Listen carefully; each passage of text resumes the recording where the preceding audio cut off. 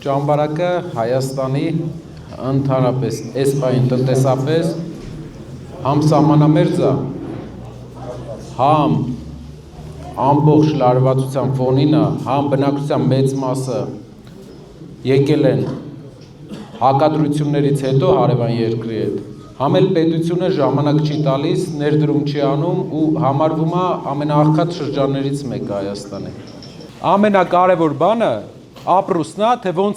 ոնց ենք ստեղ ապրուստ ստեղծելու, որպեսզի մարդիկ մնան, որպեսզի իրենց տուն գումար մտնի։ Առաջի հարցը ճամբարակը հայտնի է կաթի հետ կապված անասնապահությամբ։ Ընդհանրապես մինչև այստեղ գալն էլ տարածաշրջանը հայտնի է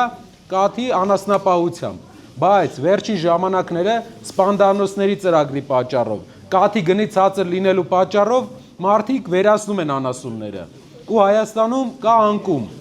Սպանդանոցները դարձել են խնդիր, հենց որպես միս վաճառքի համար դարձել են խնդիր։ Կաթի գինը Հայաստանում ամեն ինչ թանկանում է։ Մենակ այն բաները, ինչ հայ գյուղացին արտադրում, էդի չի թանկանում։ Խաղողը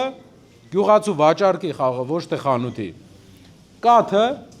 այն ինչ որ գյուղացին արտադրում է, էդի չի թանկանում։ Ու գյուղացին այսօր նույն գնով է կաթը վաճառում, ինչ 15 տարի առաջ։ Բայց գները անգամներով փոխվել են։ Որն է մեր ծրագիրը։ Հայաստանի ամեն շրջանում լինելու է իր կլիմային, իր ժողովրդի զբաղմունքին համապատասխան տնտեսական ծրագիր։ Օրինակ, ճամբարակը կաթի վերամշակումն է, ինչպես ասեցին։ Եթե գործարանը այստեղ լինի, պետությունը աջակցելու է, որ կաթի գինը այս ամիսներին, ամենակաթնատու ամիսներին 170-180-ից ցածր չիջնի։ Դա հնարավորություն է տալու մեծ միջոցներ ունենալ մայիսի կաթը, հուլիսի ամենալավ կաթի սեզոնին։ Նաև վերամշակումը գործարանները աշխարհում այս կլիմայով տեղերը միշտ կաթի լավ վերամշակում ունեն։ Պանիրի տեսակներ ունեն։ Հայաստանը մի քանի միլիոն դոլարի պանիր է ներմուծում, երբ որ իր ամբողջ անասնապահությունը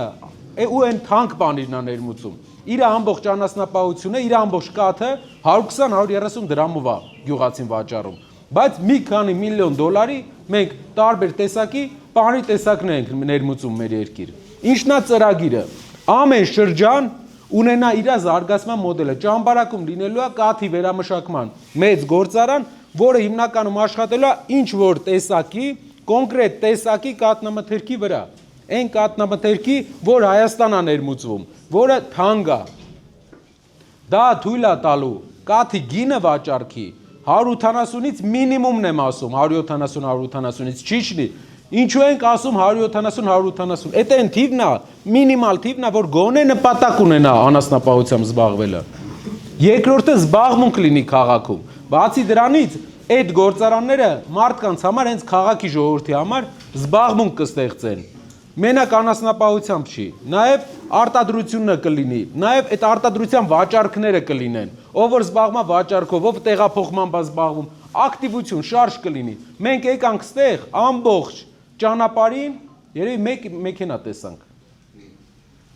Ու լեղկավոյ, այսինքն բեռ չեն հանում։ Եթե ուզում ես տեսնես համայնքը ակտիվ է թե չէ, պետք է տեսնես բեռ դուրս է գալի թե չէ այդ համայնքից։